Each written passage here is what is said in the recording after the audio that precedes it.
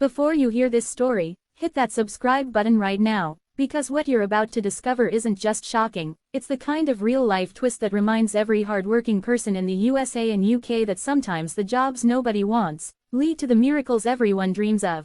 The night the letter came, single dad Evan Cole sat at the chipped kitchen table of his cramped apartment, staring at the overdue bills spread like a battlefield in front of him, wondering how he was going to keep the lights on for his 8-year-old son, Caleb, let alone buy the boy the asthma medication that had gone up another impossible price bracket. And as the December wind howled through the faulty window frame, Evan told himself for the 100th time that losing his wife 3 years ago had taken not only his heart but also every ounce of stability he once had, until the universe, rude and ironic, dropped a crumpled envelope under his door with a job offer nobody else wanted, a job so notoriously unpleasant that the entire town whispered about it. Night caretaker at the abandoned Ashford Industrial Complex, a massive steel and concrete skeleton off the highway that even teens avoided because of rumors of hauntings, corruption, disappearances, and corporate secrets buried under a decade of dust. Yet as Evan read the offer, the shockingly high pay towered above the fear, and he knew he had no choice, because every father, especially one doing it alone, understands that fear is secondary to feeding your child. So the next morning he took the bus across town with Caleb's tiny hand in his, promising the boy a better Christmas this year, even though inside he felt that something about this job wasn't merely unusual but deliberately hidden. And when Evan stepped into the HR trailer beside the rotting complex, the woman waiting for him, Ms. Latham, stared too long, as if memorizing his face for a reason she refused to say, and although her voice was polite, her eyes carried a weight of guilt as she handed him a badge, a flashlight, a binder of protocols thicker than a dictionary, and a final form that read, Caretaker number 47. Evan blinked, confused, 46 before him. What happened to them? But Ms. Latham snapped the folder shut before he could ask and said the words he'd remember for the rest of his life. Whatever you hear, whatever you see, whatever tries to get your attention, do not go below level 3. A chill skated through his spine, but the paycheck was enough to buy months of rent, so he signed, and that night, after tucking Caleb into bed at Mrs. Greeley's apartment, the kind neighbor who agreed to watch him, Evan walked through the foggy parking lot toward the towering complex, and with every step the ground vibrated faintly, as if something deep underground was pulsing, alive, and waiting. The heavy metal doors groaned open when he pushed them, the darkness swallowing his flashlight beam, but Evan forced himself to breathe and reminded himself he had survived far worse: grief, job loss, loneliness, and this was just a building. Yet as he made his first rounds through the long corridors lined with broken machinery, echoing clangs overhead and whispers of air through shattered ducts made the place feel less abandoned and more like it was watching him back. And though the binder listed boring instructions, log the time, check each wing, report anomalies, the strange part was the list of prohibited areas, each redacted except for level 4, access denied, and level 5, forbidden. Still, Evan tried to stay positive, telling himself he'd do the work, earn the money, get Caleb his medication and maybe even a bike. But around 2 a.m., as he passed the old freight elevator, he heard banging from the shaft, like fists pounding desperately from below, and though every instinct screamed at him to run, he pressed the radio to his lips and whispered, "Control, this is Evan Cole, is anyone scheduled to be on site tonight?" Only for static to answer him, followed by a low, metallic voice that wasn't Ms. Latham's. "Caretaker 47, you shouldn't have come." Evan stumbled back, heart racing, swearing he must be exhausted or imagining it, but then the elevator indicator lights flickered to life even though the building had no operational power, and the rusted doors creaked open by themselves to reveal a pitch-black descent reeking of oil, cold metal, and something faintly chemical. And when Evan shined his flashlight downward, he saw movement, fast, unnatural, darting across the bottom floor before disappearing. Yet his contract required reporting any structural anomalies, so he swallowed hard and leaned closer. Suddenly the radio crackled again, this time with Ms. Latham's voice screaming, "Evan, step away from the elevator now."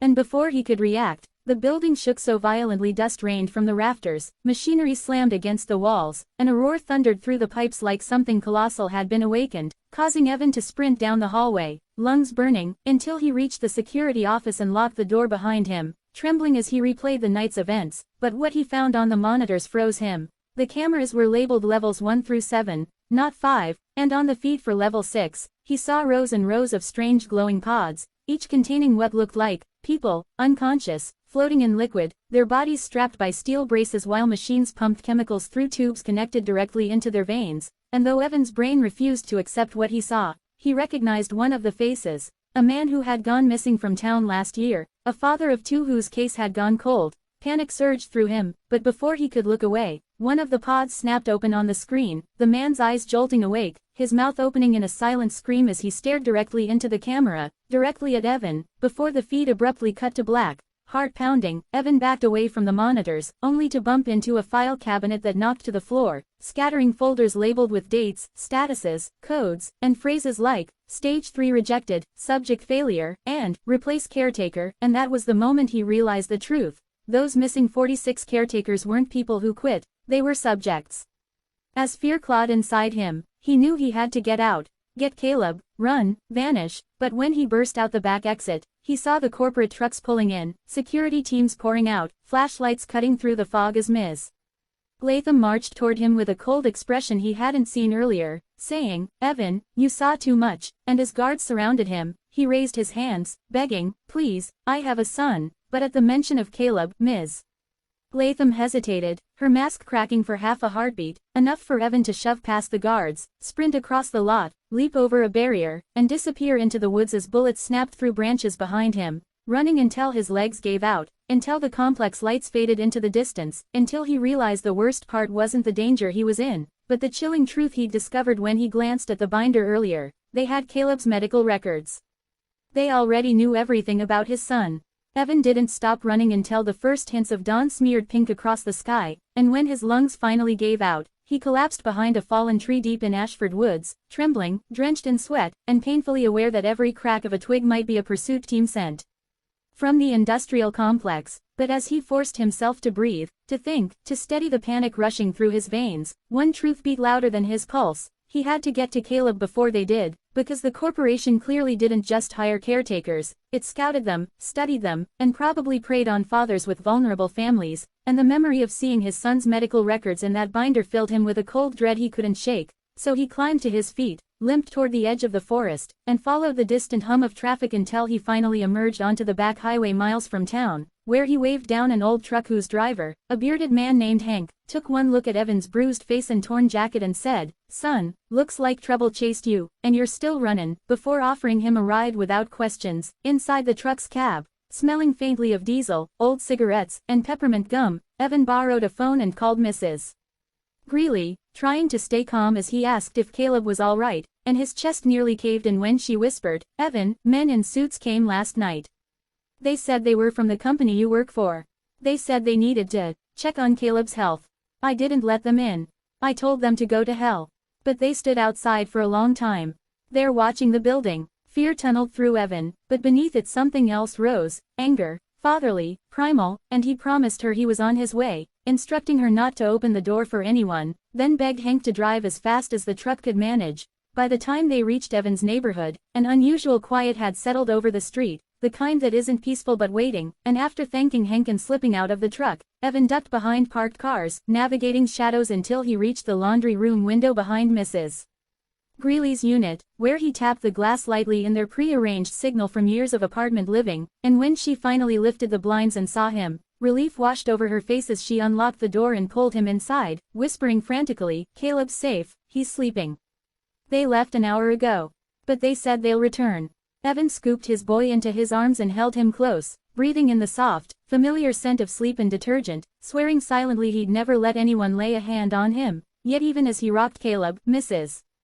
Greeley tugged him toward the kitchen and handed him something she found outside the door, a small metallic tag etched with numbers and the words, "Subject Priority, CALEB." Cole. Evan's heart dropped, fury igniting so suddenly he felt dizzy, and for a moment the world blurred into a haze of fear, rage, and desperation as he realized the company didn't just want to silence him, they wanted his son, likely because of the asthma condition that made Caleb's lungs medically unique. The same uniqueness pharmaceutical giants might exploit for testing, experiments, or whatever twisted procedures he'd glimpsed on levels 6 and 7. Determined to keep Caleb safe, Evan packed what little they had, clothes, inhaler, 2 sandwiches, a photo of his late wife, and prepared to flee town entirely. But Mrs. Greeley grabbed his arm and said, "You can't run blind, Evan. You need help, and I think I know someone." Confused but desperate, Evan followed her through the back alley to a cluttered storage shed where she knocked 3 times on the metal door, muttering, "He used to work for them, before he became a ghost."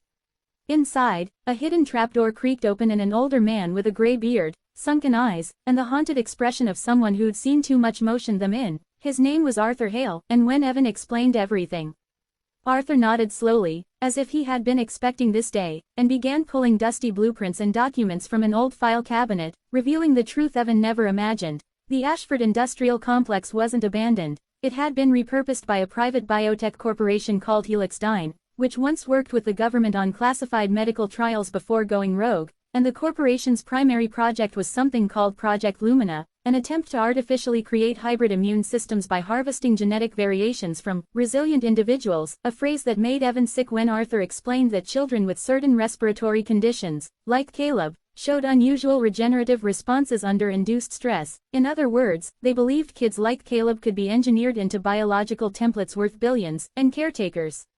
They were disposable. They don't care about you, Evan, Arthur said, his voice cracking with years of bitterness. They care about what your son can survive. The room spun as Evan tried to process it, but Arthur wasn't done. He pulled out a small device resembling a thumb drive and explained it contained evidence, videos, logs, financial records, even footage of subjects on level 6, that could expose Helix-Dyne, but he had never found a way to release it without being hunted down. But you, Arthur said, looking at Evan with a mixture of pity and hope, you were inside. You know their layout, you saw the pods, you saw their failures. If we can get to their main server hub, we can upload everything in one sweep. Evan wanted nothing to do with the building ever again, but when he looked at Caleb, sleeping curled up on a blanket in the corner, he realized there was no escaping this. Running would only delay the inevitable, and Helix-Dyne would never stop searching for a boy they'd labeled priority. So he agreed. Arthur pulled out a tactical map of the complex and explained his plan.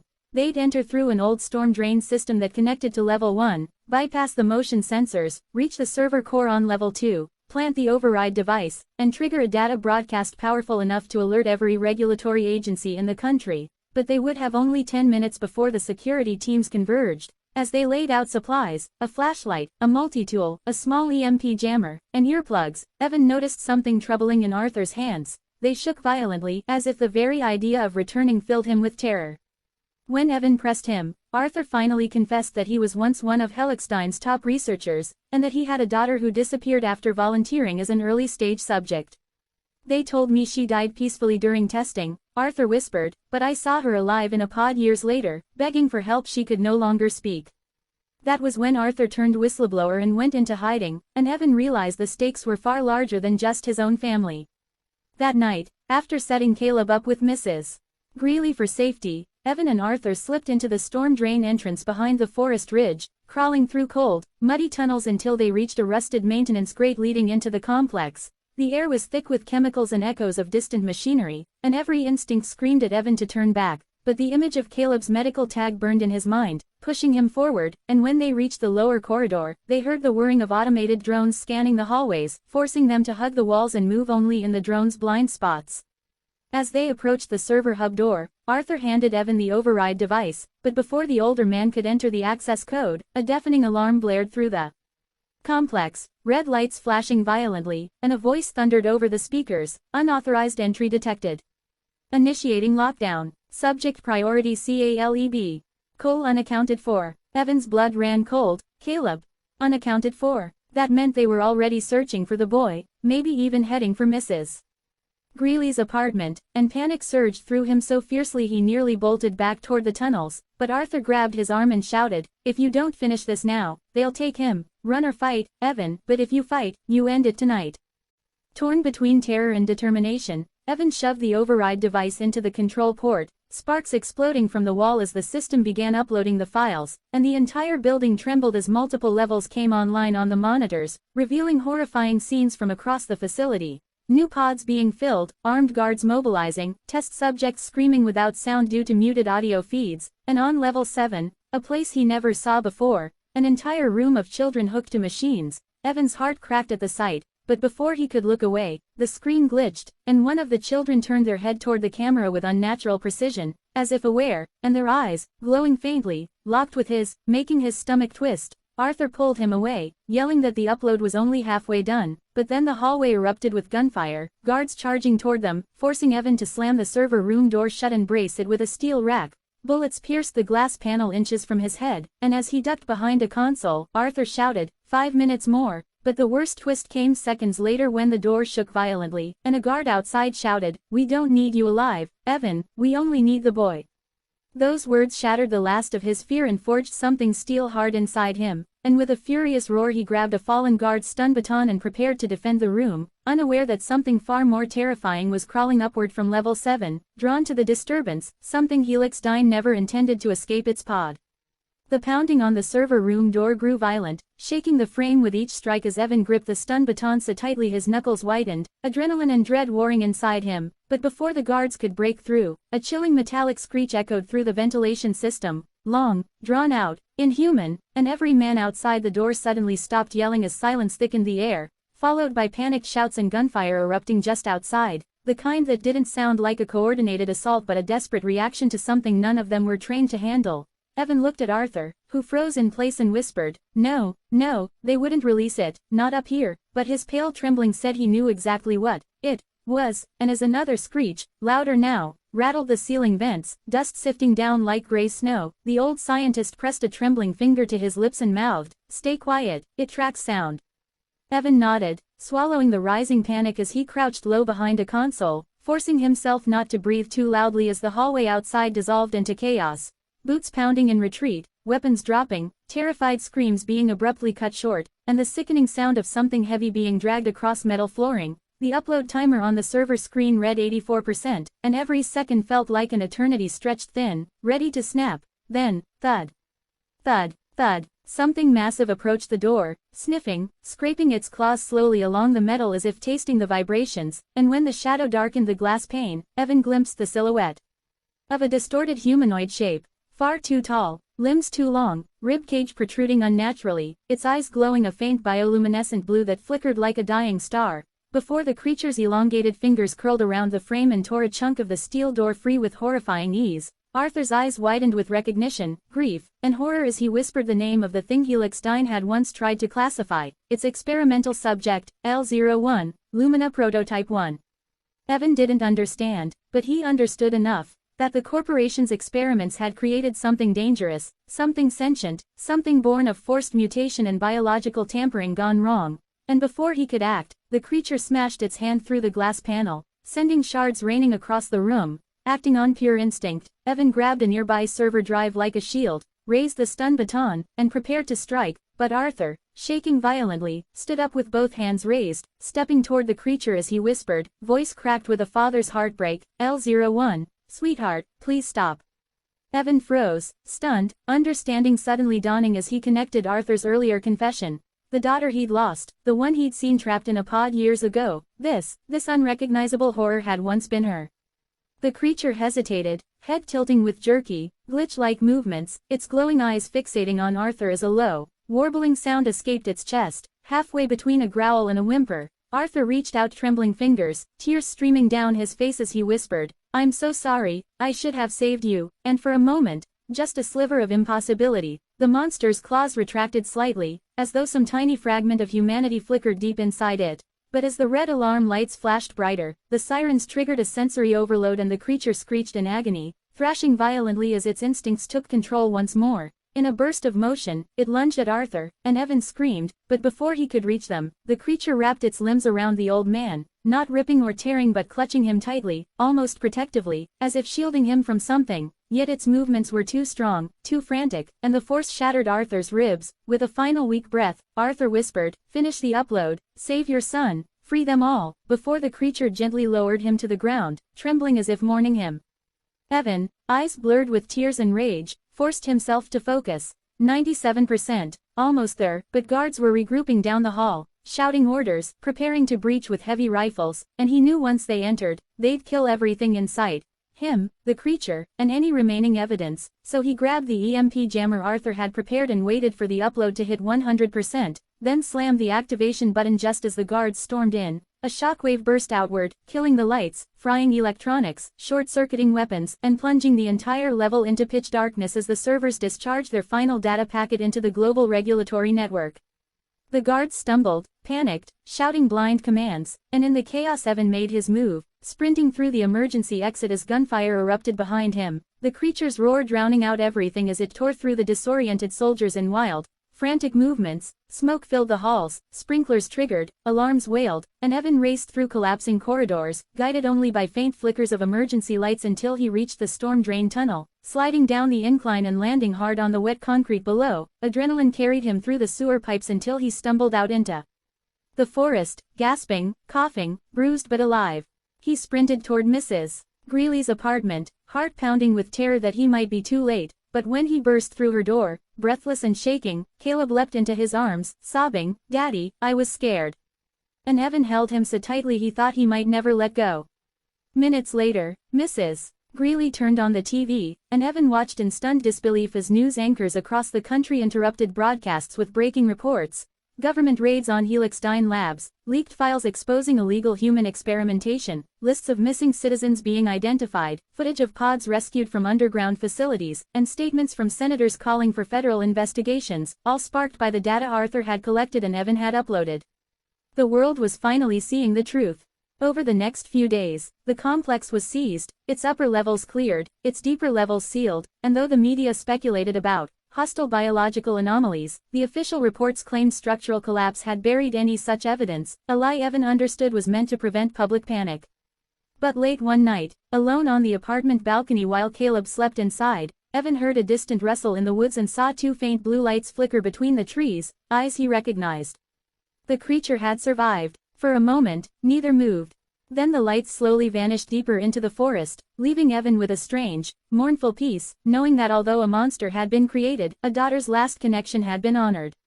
With Helix-Dyn dismantled, whistleblowers protected, and hundreds of victims rescued, Evan found himself hailed as a hero by the public, though he refused interviews, wanting only a normal life for Caleb. Instead, anonymous donors funded Caleb's medical treatments for life, a national fund was established for survivors' families, and Mrs.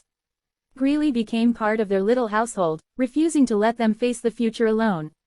And as Evan tucked Caleb into bed one night, his son looked up with sleepy eyes and whispered, "Daddy, why did you take that job?" Evan smiled faintly, kissed his forehead, and said, "Because sometimes the job nobody wants becomes the one that changes everything." And for the first time in years, as father and son drifted into peaceful sleep, Evan felt hope, real, warm, earned, knowing the worst chapter of their life had become the decision that saved countless others, proved a single dad's strength, and turned a nightmare into the best choice he had ever made.